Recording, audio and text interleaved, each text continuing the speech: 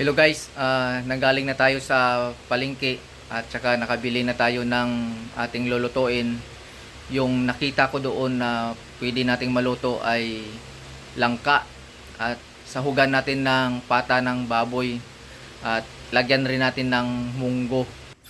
Guys, magandang umaga at samahan nyo ako uli sa aking bagong lulutuin mamaya kung ano man ang ating makikita doon. Ito yung nabili natin langka. 23. Magkano yung kilo? 40? 40. Okay, sige. Sampo lang yung balot mo. Mura lang. Yun, may munggo pala sila dito. Sila po. Okay. Magkano? Ito, bata yung kinuha. Bata yung kinuha natin. Hello guys, nanggaling na tayo sa palengke at saka nakabili na tayo ng ating lulutuin. Yung nakita ko doon na pwede nating maluto ay langka at sahugan natin ng pata ng baboy at lagyan rin natin ng munggo. Hello guys, una natin gawin ay maglaga tayo ng munggo. Ito.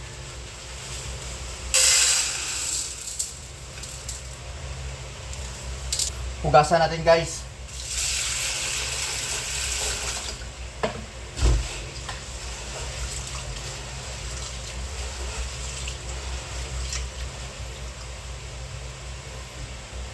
Tanggalin natin yung mga nakalutang kasi yan ay sira na.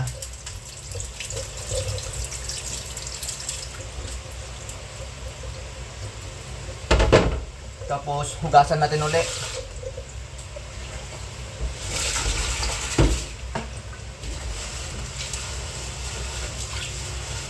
At saka ganito, anong tawag nito?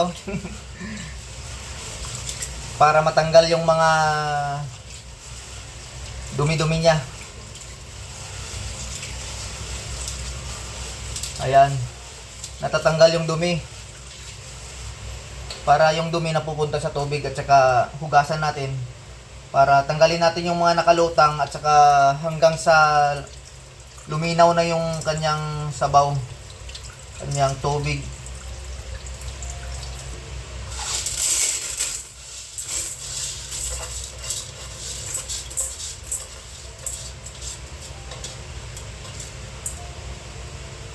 Tsaka lagyan natin ng tubig.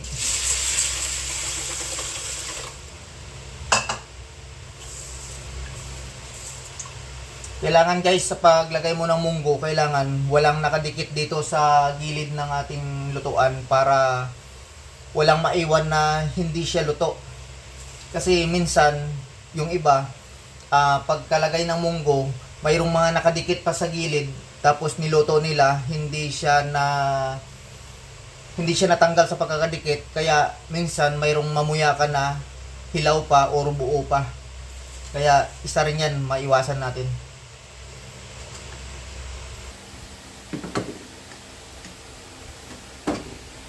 Tsaka apoyan natin.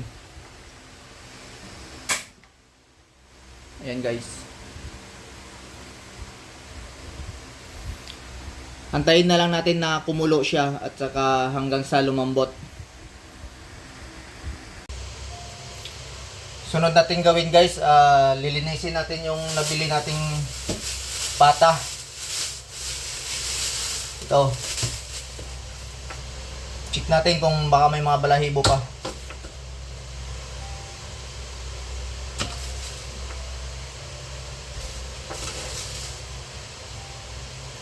Yung pata ay malaman siya. Halos laman. Kasi yung talagang yung paa ng naiwan doon. Ito puro legs to, legs. Ayan.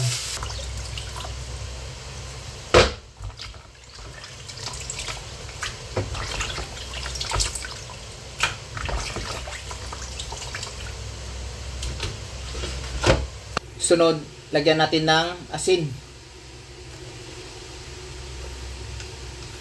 bago nating lutuin, habang gumagawa tayo ng ibang sangkap, lagyan muna na natin ng asin para manipsip yung alat sa laman.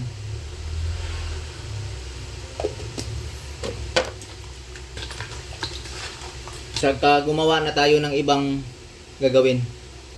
Mas pinili ko siyang bilhin yung langka na may balat pa kaysa wala na. Kasi minsan mayroon silang nilalagay kung ano yun, hindi natin alam. Tapos pag niluto natin, medyo mapait. Experience naman talaga natin yan minsan. Pero hindi naman sabi sa naninira tayo dun sa nagtitinda sa ganun. Pero mayroon naman talaga kasi minsan ng ganun. Kaya pag bumili ako ng langka, yung binibili ko yung may balat pa. Mas gustuhin ko na ako na magbalat at saka maghiwa kaysa nabalatan na.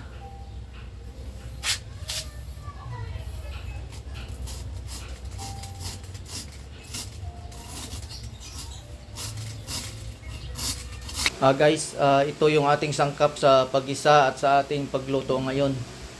Ito, umpisahan ko na para magagayat natin. Unahin natin muna yung kamatis.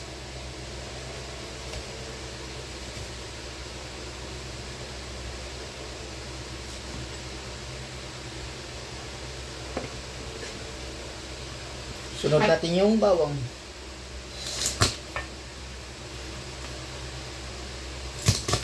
Tapos ito, sibuyas. Pahuli natin.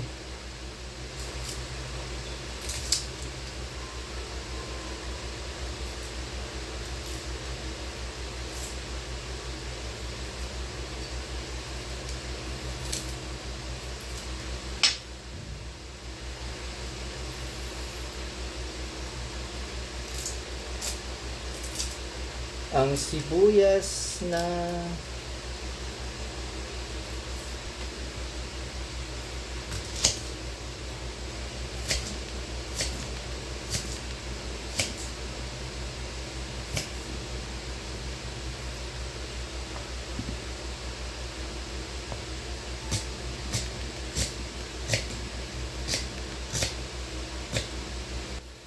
ito, ginawa ko na lang content yung gawain ko dito sa araw-araw sa bahay. At least napanood nyo rin, at saka kung hindi nyo rin pa alam yung niluluto ko, maaari may makuha rin kayong idea dito. Gaya ngayon, yung menu natin ay langka na may pata.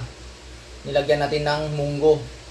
Dito sa Tagalog, iwan ko lang kung nakapagluto na sila ng ganyan. Pero yan kasi luto ng Karaya, Antique.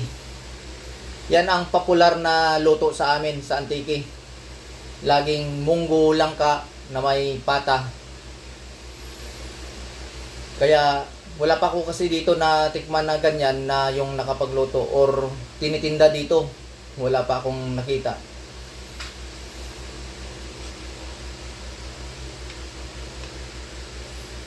Ayan na, gigisahin na natin ang ating paglutuin.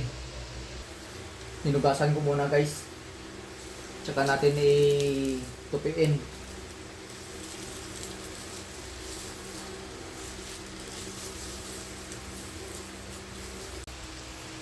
Ayan guys, umpisahan na natin sa pagluto, sa pag-isa. Buksan muna natin yung kalan. Ayan. Mainit na yan siya. At saka lagyan natin ng cooking oil.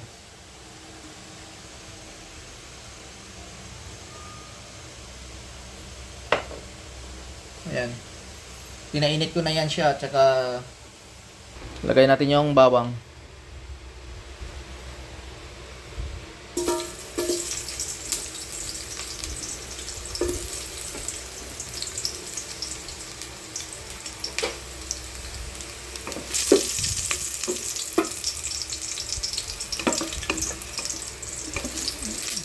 Dito sa pag-isa ng bawang guys, kailangan natin yung medyo mag brown muna bago natin ilagay yung sibuyas. ang susunod na mga ingredients para lumabas muna yung bango ng bawang, yung kanyang aroma para maging mabango siya.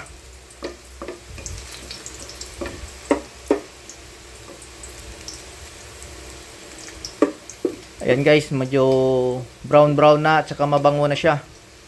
Sunod natin yung sibuyas.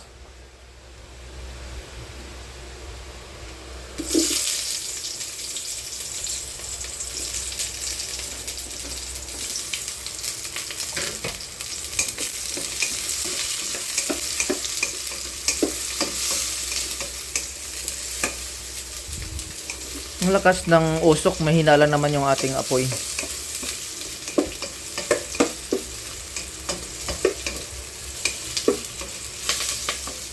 Ayan.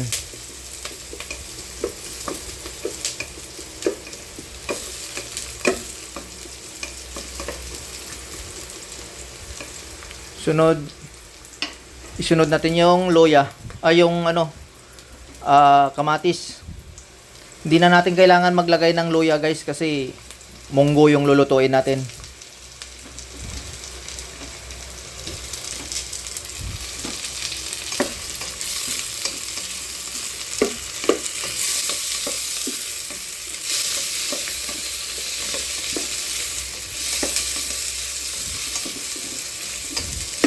Tapos sunod natin yung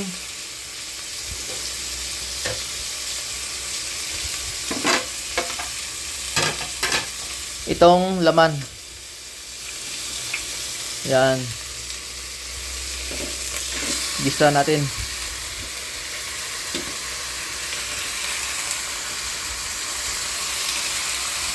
Sama natin yung sabaw kasi may asin yan eh. Ayan.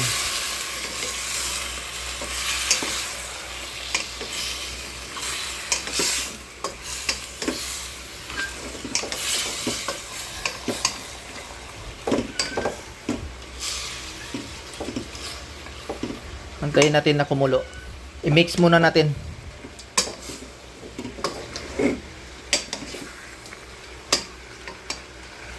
Takipan muna natin. Tsaka hanggang sa maluto yung pagkakagisa niya.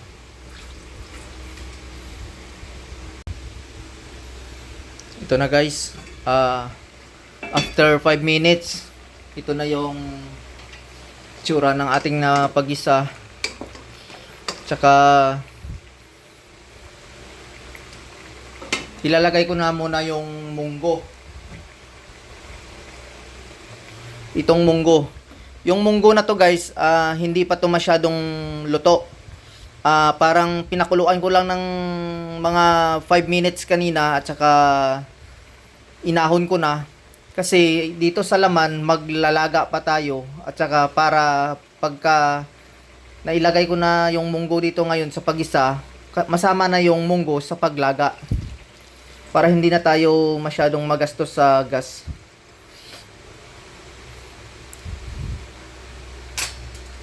So, meaning ay maglaga pa tayo ng laman ng karne kasama na yung paglaga ng munggo dito.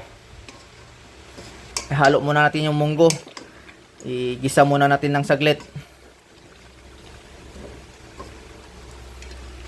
Ayan. Takipan muna natin guys ng saglit. Ayan guys.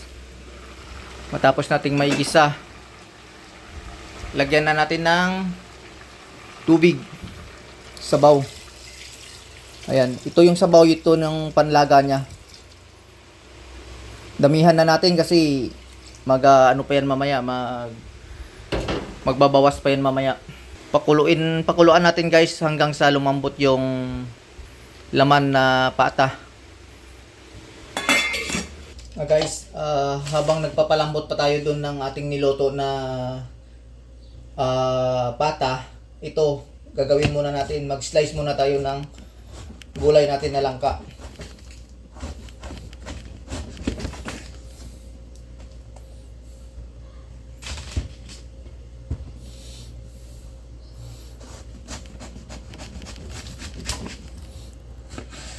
Mukhang marami yung langka na nabili ko ngayon guys.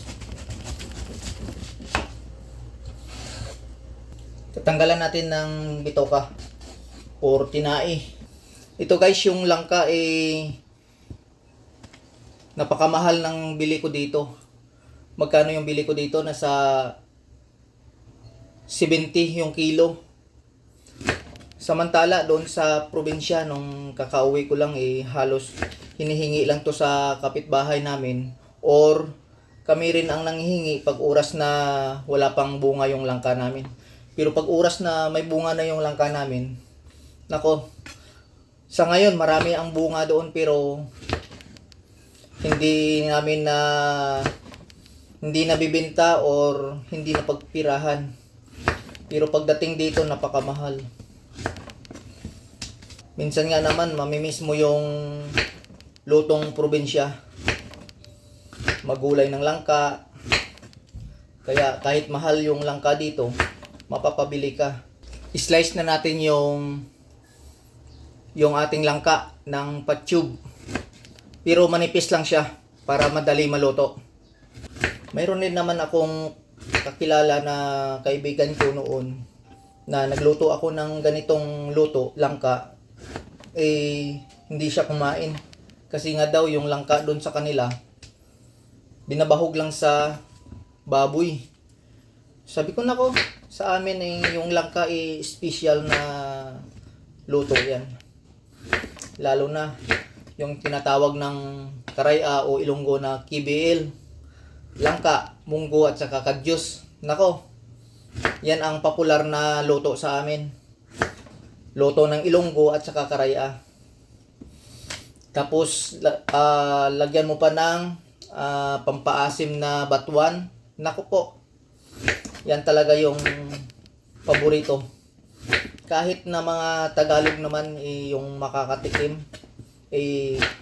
napapasarapan sila. Kasi nga ang ate ko madalas siya magluto doon sa bahay nila doon sa Maynila, at saka yung minsan mayroong bisita sila, yung mga nakatikim gustong gusto nila gustong gusto nila yung luto ng ate ko na ganitong luto, munggo tsaka langka. Minsan nilaga na lang langka at saka laman ng baboy. Masarap talaga to guys. Ito yung luto na popular sa amin. Hugasan muna natin guys. Ito guys, after 20 minutes na pinakulo natin, tikman na natin yung lasa niya. Mayroon na ito siyang asin at saka asin pa lang, asin. Ito guys, durog na yung munggo niya. At saka yung laman, iwan ko lang kung malambot na yan siya. Pero patuloy pa rin natin ilaga yan. Tikman lang muna natin guys.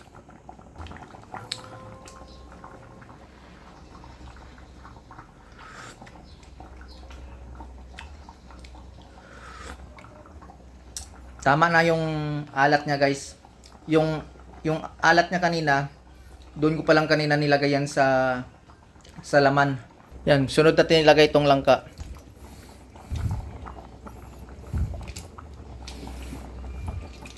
Mukhang kulang yung tubig natin ngayon guys. Mukhang marami pa yung langka na natin. Lakasan natin yung apoy. Naku po. Mapupuno ng langka yung ating kaldero ngayon. Kasi nga dito pa lang sa langka masarap na yan. Pag ako nauna pa yung langka maubos kaysa laman.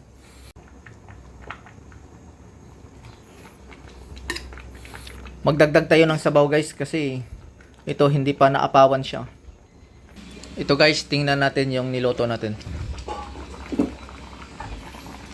Ayun napuno. Umaapaw.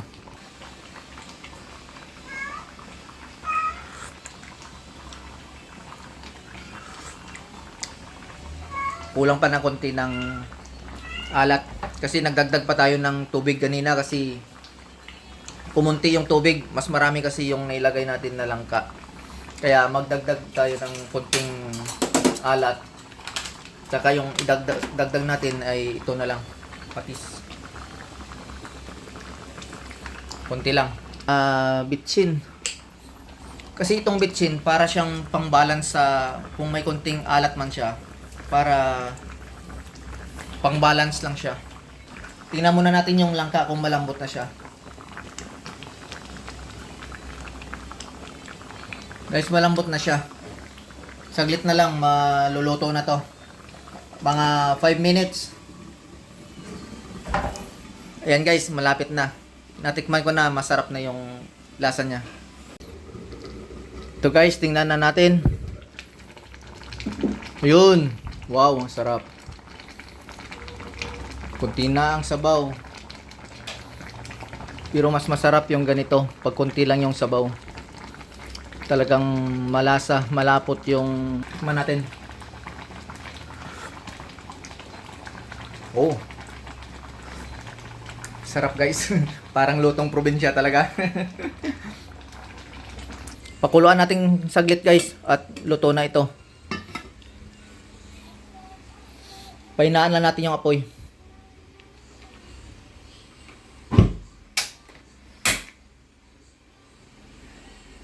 Ito guys. Tingnan na natin yung niluto natin. Ayan. Luto na.